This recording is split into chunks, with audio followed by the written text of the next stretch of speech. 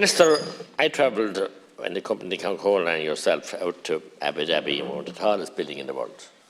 And we had an exciting visit, and we did a lot of business, good business for the state as well. But here we have rows about the height of houses, and you can't build a two-storey. It has to be a dormer, and it has to be a bungalow, maybe with a peeping window, a porthole window out in the eave, or out in the gable end. Minister, the whole thing has gone crazy. I mean, we're all wearing masks now since pandemic, but these department officials and regulations are masked and can't see or can't notice or can't, I won't go and say can't smell, but can't understand rural Ireland. Deputy Director just said so. This is crazy stuff. I mean, we had the county, the care area plan in Cardoneski, a lovely town on the River Shore. And they were forced to reduce the councillors, to reduce the zone land by almost 85%. Do we want to create ghettos again?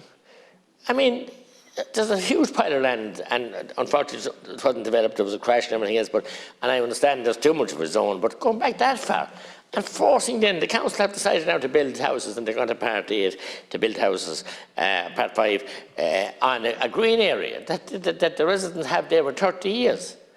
This is bonkers stuff. And we have people, the homeless crisis is getting worse and worse. And many people, do so much work with the homeless. And I want to mention Alice Leahy, a wonderful Tipperary woman with trust, who buried her husband today.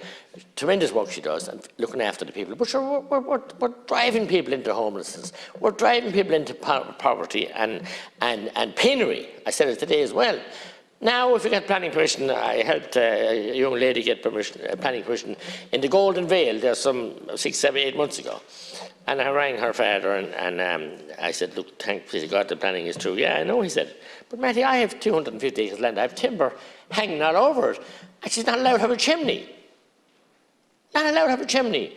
And in Waterford Council said they now in Tip Council again, if any local authority system was Vide, the first thing they do is block the fireplace, block the chimney. What are we trying to do?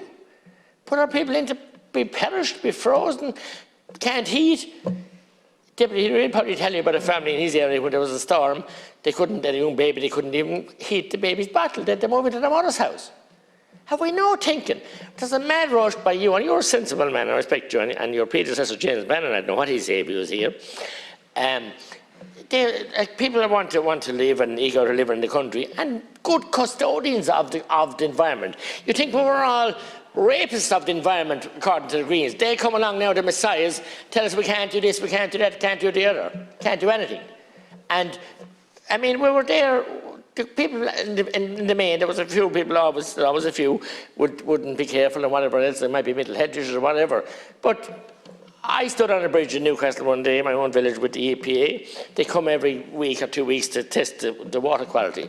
I stopped one day and said, why don't you go down 200 yards below the outfall from the effluent tank? It's not an effluent tank, it's just an effluent, it's a septic tank. Like I have in my house, but I have a better percolation system. They just have a big tank, there's 100 houses plus, and they wouldn't do it. So the EPA are, bed is the wrong word, but they're cooperating with the council, they won't prosecute them.